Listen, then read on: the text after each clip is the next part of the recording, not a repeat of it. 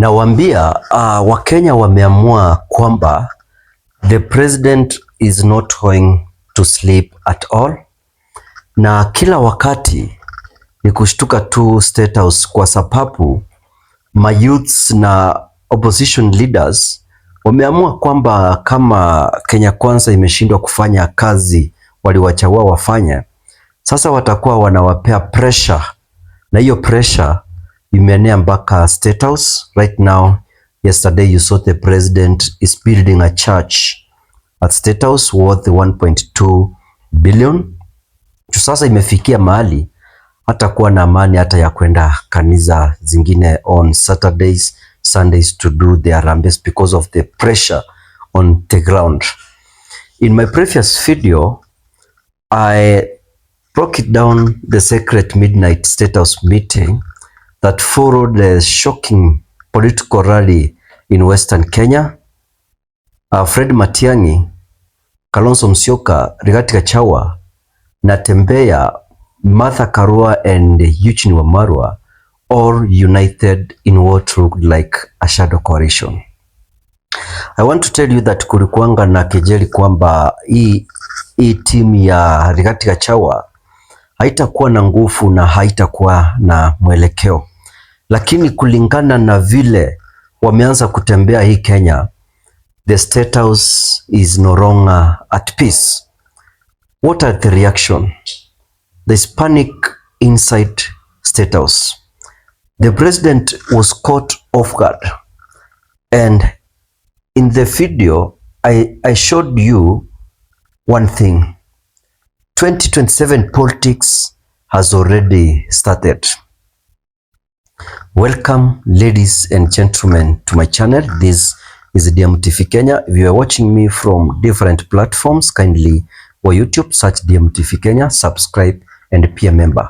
This is where I tell the truth at a sphere to talk about. If you are new here, hit that subscribe button, because every time I bring my videos here, I drop things that bring you closer to the truth behind the headlines. I analyze what politicians do behind the cameras, and I do it in a language you can understand easily. Let's talk about the current tension building in State House. We know Saba Saba is coming on 7th July this year. That's next week.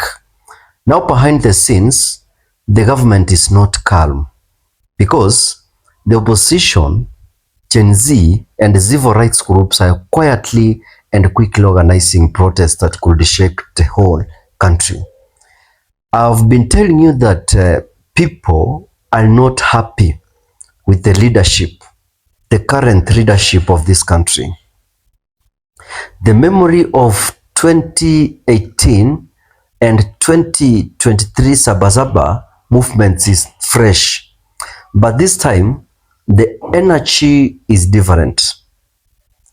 Inside State House, intelligence reports have warned of massive mobilization in Nairobi, Kisumu, Mombasa, Eldoret, Kakamega and Nakuru. The names being mentioned about Fred Matiang'i, Kalonzo Musyoka,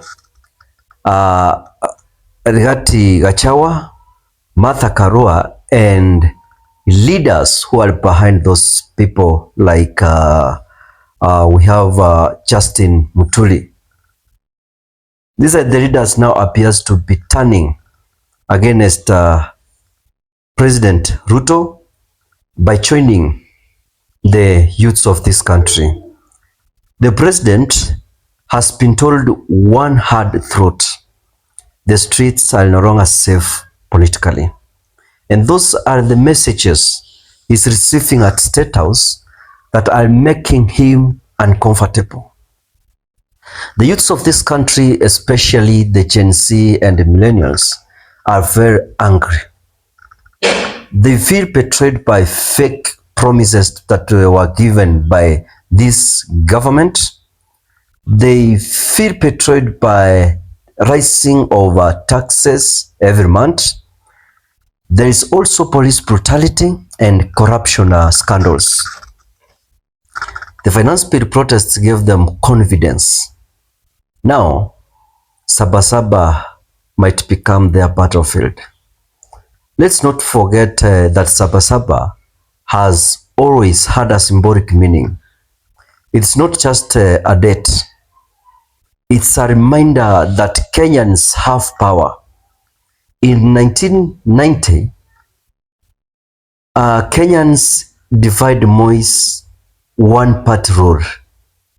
In 2024, they tried to defy and broke the leadership. Now Ruto's biggest fear is not allowed protests. It's a smart, peaceful, decentralized movement that can't be stopped with tear gas.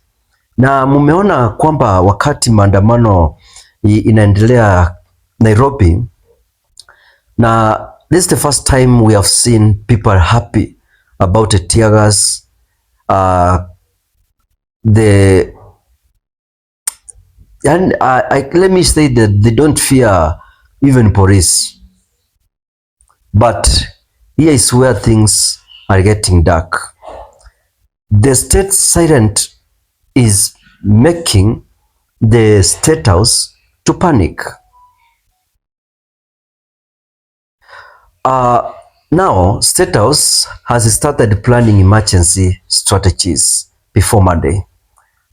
The surveillance on key leaders, Matiang'i, Kalonzo, and Karua, preventive arrests to neutralize influencers. That's what they're planning, and those are the leaks from State House. Because not all leaders, I told you, are behind Ruto, are happy with his leadership. They are there waiting for the time to jump to the other group. The president, this advisor, want him to go hard, show strength. That's how they are advising the president. But others are warning. They're telling the president, if you use the police again, it may backfire worse than before, because you've seen these people don't fear police, don't fear tear gas. The problem for Ruto is that the people no longer fear. And that's the most dangerous political situation a regime can face. The opposition, meanwhile, has smelt blood. They know the public mood is shifting. Even those who voted UDA, right now they feel cheated. They may not join the rallies, but they won't stop Gen Z from hitting the streets either. And this coming Monday, Saba Saba may not be organized by Raila Odinga as he used to do before, but it may carry more fire than any of his rallies ever. And that's the panic point, because if the people move without being pushed by leaders, the system loses control. And I've told you, and I've repeated this several in my videos, that these people don't fear. Nobody is funding protests in this country, and no politician is controlling Gen Zs of this country right now. The Gen Zs are not bribed. The Gen Zs are brave, and they know they have a leader. And the leader, they choose, they make sure that it's a leader who sits down with them, a leader who understands their cry. What we are seeing is a country standing at a political crossroad. Saba Saba is no longer just a protest. It's becoming a revolution. It's becoming a revolution in the mind of young people. It's becoming a mirror showing how disconnected leadership has become. Will the protests of Saba Saba happen? Yes.